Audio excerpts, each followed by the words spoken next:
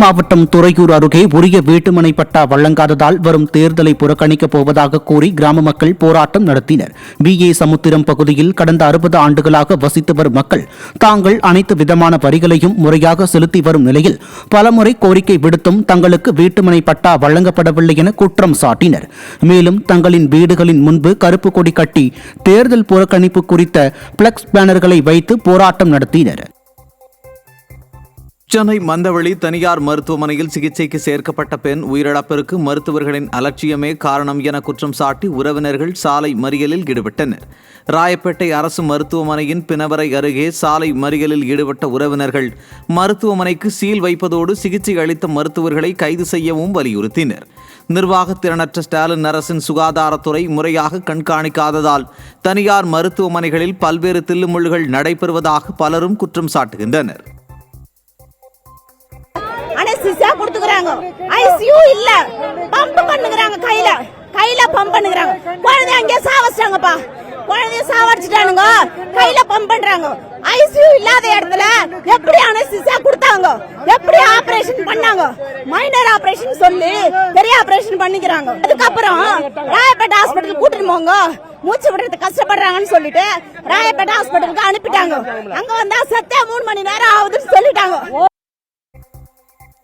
திண்டுக்கல் மாவட்டம் கொடைக்கானல் குருசாமி பள்ளம் பகுதியில் ஆக்கிரமிப்பு இடங்களை JCB இயந்திரத்தை கொண்டு அகற்ற வந்த அதிகாரிகளை பொதுமக்கள் கற்களை எறிந்து தாக்கி திருப்பி அனுப்பியதால் பரபரப்பு ஏற்பட்டது. அரசு தரிசு நிலத்தில் கடந்த சில மாதத்திற்கு முன்பாக 60க்கும் மேற்பட்ட ஏழை எளிய மக்கள் தார்பாய் மற்றும் தகரம் அமைத்து வசித்து வருகின்றனர். இந்நிலையில் JCB வாகனத்தை வைத்து வட்டாட்சியர் உள்ளிட்ட அரசு அதிகாரிகள் ஆக்கிரமிப்பு வீடுகளை அகற்ற முயன்றனர். அப்போது தங்கள் பகுதிக்குள்ளே JCB வாகனத்தை அனுமதிக்க மறுத்த மக்கள் கற்களை கொண்டு அனைத்து வாகனங்களை தாக்கி திருப்பி அனுப்பியதால் பரபரப்பு ஏற்பட்டது. மக்கள் விரோத அரசு என்பதை திமுக அரசு மீண்டும் மீண்டும் நிரூபித்து வருவதாக குற்றம் சாட்டப்பட்டுள்ளது. தஞ்சாவூர் மாவட்டம் கும்பகோணத்தில் புகழ்பெற்ற மகாமகம் குளத்தில் கழிவுநீர் கலக்கப்பட்ட சம்பவம் பரபரப்பை ஏற்படுத்தியுள்ளது. கடந்த மார்ச் 2ஆம் தேதி மாசிமக பெருவிழாவில் லட்சக்கணக்கான பக்தர்கள் மகாமக குளத்தில் புனித நீராடிய நிலையில் அதே குளத்தின் தண்ணீர் வழிபாதையில் கடும் துர்நாற்றத்துடன் கூடிய கழிவுநீர் வந்துள்ளது. இது குறித்த காட்சிகள் வெளியாகி அதிர்ச்சியை ஏற்படுத்திய நிலையில் அறநிலையத்துறை மாநகராட்சி அதிகாரிகள் ஊழியர்களை கொண்டு கண்துடைப்பிற்காக கழிவுநீரை அகற்றும் பணியில் ஈடுபட்டனர். புனித குளத்தில் கழிவுநீர் கலந்த சம்பவம் பொதுமக்கள் மற்றும் பக்தர்களிடையே கடும் அதிர்ச்சியை ஏற்படுத்தியுள்ளது. நீலகிரி மாவட்டம் உதகை பைக்காரா படகு இல்லத்தில் பெட்ரோல் மற்றும் டீசல் இயந்திர படகுகளை இயக்க தடை விதித்து சென்னை உயர்நீதிமன்றம் உத்தரவிட்டுள்ளது. உதகை பைக்காரா அணையில் இயக்கப்படும் பெட்ரோல் டீசல் இயந்திர படகுகளால் நீர் மாசடைவது குறித்து சென்னை உயர்நீதிமன்றம் விசாரித்து வரும் நிலையில் பைக்காரா படகு இல்லத்தில் பெட்ரோல் டீசல் இயந்திர படகுகளை இயக்க சென்னை உயர்நீதிமன்றம் தடை விதித்துள்ளது. மேலும் நிபுணர்களை அனுப்பி பைக்காரா அணையை ஆய்வு செய்து அறிக்கை அளிக்கவும் உத்தரவிட்டுள்ளது. விருதுநகர் மாவட்டம் ராஜபாளையத்தில் துணை ராணுவத்தினர் மற்றும் காவல்துறையினர் பங்கேற்ற கொடி அணிவகுப்பு ஊர்வலம் நடைபெற்றது. வரும் தேர்தலில் அச்சமின்றி வாக்களிக்க ஏற்பாடுகள் செய்யப்பட்டுள்ளது என்பதை மக்களுக்கு தெரியப்படுத்தும் விதமாக இந்த கொடி அணிவகுப்பு ஊர்வலம் நடைபெற்றது. இதில் 120 துணை ராணுவத்தினர் மற்றும் 140 போலீசார் கலந்து கொண்டு ஊர்வலமாக சென்றனர். சென்னை கண்ணகி நகர் அருகே பாரதி நகர் பகுதியில் மின் பொருட்களை திருடிச் சென்ற நபர் சிக்கினார். பாரதி நகர் பகுதியில் மின் பகிர்மான பிரிவில் இருந்த மின் பொருட்கள் திருடு போனது. இந்நிலையில் இந்த மின் பொருட்களை திருடிச் சென்ற நாகராட்சி என்ற நபர் சிக்கினார். திமுக ஆட்சியில் காவல்துறை முறையாக ரோந்து பணிகளில் ஈடுபடாததால் குற்றவாளிகள் எந்தவொரு அச்சமும் இன்றி கொலை, கொள்ளை போன்ற குற்ற சம்பவங்களில் ஈடுபடுவதாக பொதுமக்கள் குற்றம் சாட்டியுள்ளனர்.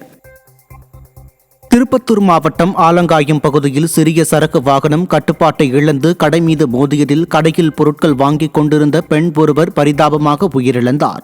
ஆலங்காயத்தில் இருந்து காவலூர் நோக்கி சென்ற சிறிய சரக்கு வாகனம் ஒன்று ஓட்டுநரின் கட்டுப்பாட்டை இழந்து அப்பகுதியில் உள்ள மளிகை கடை மீது மோதியது. இந்த விபத்தில் கடையில் பொருட்கள் வாங்கிக் கொண்டிருந்த புசாராணி என்ற பெண் பரிதாபமாக உயிரிழந்த நிலையில் ஒருவர் படுகாயமடைந்தார். மேலும் சரக்கு வாகனத்தை ஓட்டி வந்த நபரை பிடித்த பொதுமக்கள் தர்மடி கொடுத்து போலீசில் ஒப்படைத்தனர்.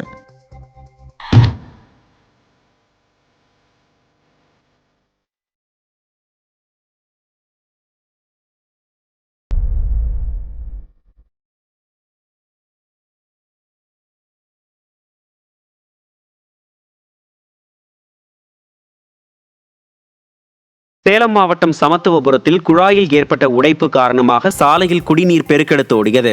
சுமார் 1 மணி நேரத்திற்கு மேலாக தண்ணீர் வெளியேறியதால் பல ஆயிரம் லிட்டர் குடிநீர் வீணாகி சாலையில் பெருக்கெடுத்து ஓடியதால் மேச்சேரி பகுதிக்கு குடிநீர் விநியோகம் பாதிக்கப்பட்டது. குழாய் பழுது காரணமாக அடிக்கடி இவ்வாறு உடைப்பு ஏற்பட்டு தண்ணீர் வீணாகும் நிலையில் கோடை காலத்தில் குடிநீரை சேமிக்கும் வண்ணம் புதிய குடிநீர் குழாய்களை மாற்றியமைக்க மக்கள் கோரிக்கை விடுத்துள்ளனர். நாமக்கல் மாவட்டம் பள்ளிப்பாளையத்தில் உள்ள குடோனில் மர்ம பொருள் வெடித்ததில் அங்கு வேலை செய்து வந்த மூதாட்டி பலத்த காயத்துடன் சிகிச்சை பெற்று வருகிறார். கணபதி பாளையத்தைச் சேர்ந்த 60 வயதான காளீஸ்வரி பழைய குடோனில் PVC பைப்புகளை தரம் பிரிக்கும் வேலைகளை செய்து வந்துள்ளார். வழக்கம் போல் அவர் பணியில் ஈடுபட்ட நிலையில் திடீரென ஒரு PVC குழாயின் உட்புறத்தில் இருந்து வெடித்த மர்ம பொருளால் மூதாட்டியின் வலது கை மணிக்கட்டு பகுதியில் பலத்த காயம் ஏற்பட்டது. இரத்த வெள்ளத்தில் கூச்சலிட்ட மூதாட்டியை பணியாளர்கள் மருத்துவமனையில் சேர்த்த நிலையில் மர்ம பொருள் வெடித்தது குறித்து உரிய விசாரணை நடத்த மக்கள் கோரிக்கை விடுத்துள்ளனர்.